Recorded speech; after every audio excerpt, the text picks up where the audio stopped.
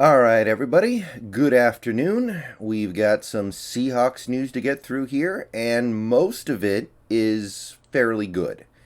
Now, arguably, most of it doesn't matter. We're eliminated from the playoffs. This is a lost season. This is a failed season, etc., etc. But we got to make the best of what we have. And what we have is two remaining games with no stakes in terms of winning or losing, so you may as well use them for something. And in this case, we can use them to gather information. So let's take a look at what we are going to potentially have going into this game on Sunday against the Lions, knowing that the key part now will be to evaluate what we have going forward. And the first thing of note is that Adrian Peterson has been placed on injured reserve. His back did not respond to treatment the way we were hoping, and he's not going to play again this year. His season is done. He will not play again for the Seahawks, so he really did just get on the field, score a touchdown, and then tap out, I guess. So we will probably, probably though, be known as the team where Adrian Peterson scored his last touchdown and had his last rushing yard. I know that he has financial obligations that keep him wanting to stay in the NFL, but at this point, it's becoming less and less likely that he'll be able to find a team willing to pay him anything. So, Adrian Peterson's done for the year. I wouldn't call it good news, but it's not like Adrian Peterson is going to be part of this team's future anyway, so at this point, it doesn't matter. Other than that, most of this news regards the players we are getting back, including Brian Monet and DJ Reed. Brian Monet is going to be a free agent this upcoming offseason. Now, he hasn't really done anything to earn significant money, but he could be part of this team's short-term future. It's not hard to imagine this team deciding to offer him some veteran minimum contract, and him getting on the field for these last two games and showing what he can do could go a long way towards determining whether or not we want to do that. So I think him being back in the lineup is good news. And as for DJ Reed, I mean, at this point, he's just really going to be boosting his free agency offer this offseason because he's played well this year and he deserves some money.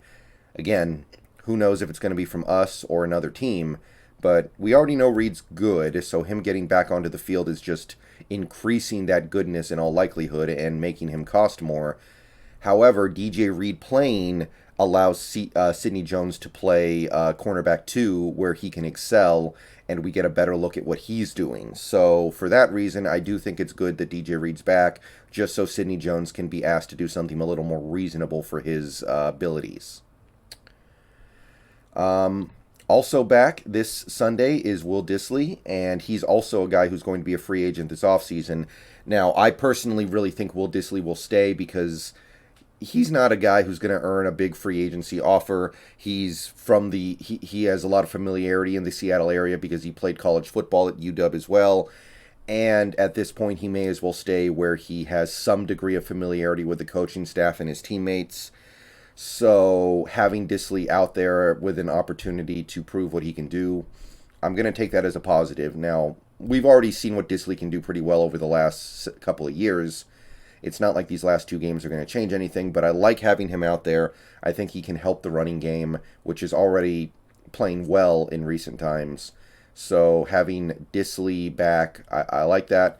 And Brandon Shell was the next name on the list from Michael Shandugar on Twitter. Brandon Shell, we're not sure about. Now, no disrespect to Brandon Shell. I think he's a decent player. I don't dislike Brandon Shell, but I know exactly what Brandon Shell is at this point because we've been watching it for about a year and a half now, and we also have his previous experience in the NFL with the Jets to fall back on. I know what Brandon Shell is, and what it is pretty good, but not great. Maybe not even that good. Just decent, solid, effective, decent starter. So if Brandon Shell is healthy, I still want Jay Curhan out there. I will be very disappointed if we do start Shell on Sunday, knowing what Curhan has been doing lately. So I don't have a problem with the Shell being back, but I would have a problem with him getting the start at this point when we know Shell's about to be a free agent, and honestly, at this point, he should not be back next year unless he's willing to take backup money. I don't need to see Shell anymore to know that. And again, that's not Shell is not Kyle Fuller. It's not like that. Shell is not a Kyle Fuller type. He's just, we know what he is. Let's find out what Curhan is.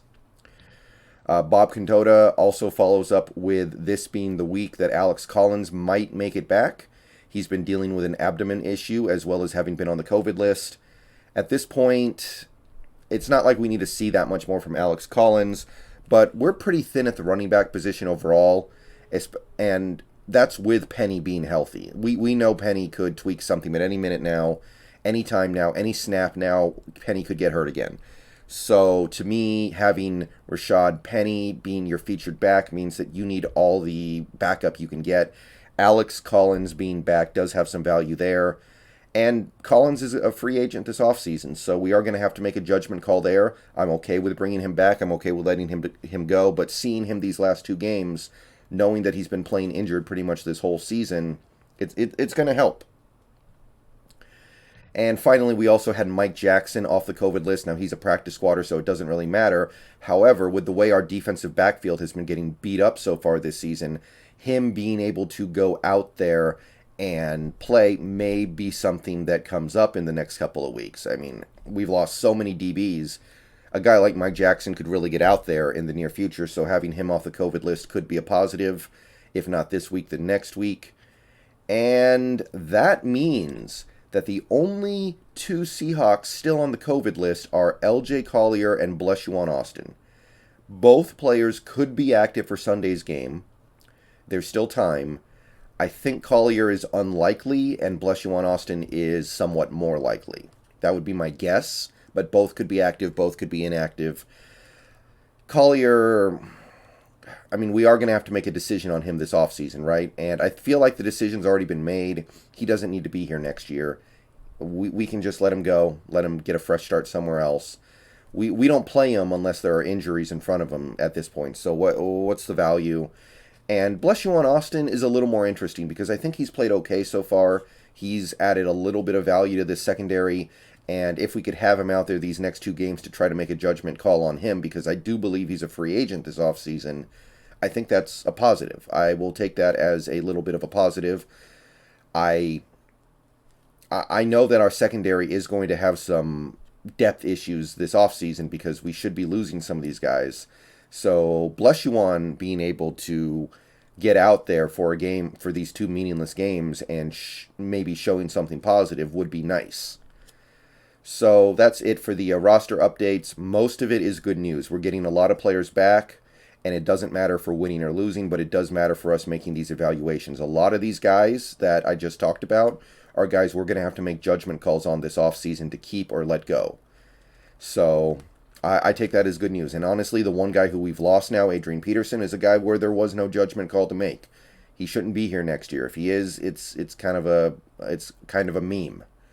But let me know what you guys think down below. It looks like we're going to get a lot of reinforcements back for this Lions game. And it doesn't really matter, but it does matter. All right, see you guys later. Go Hawks.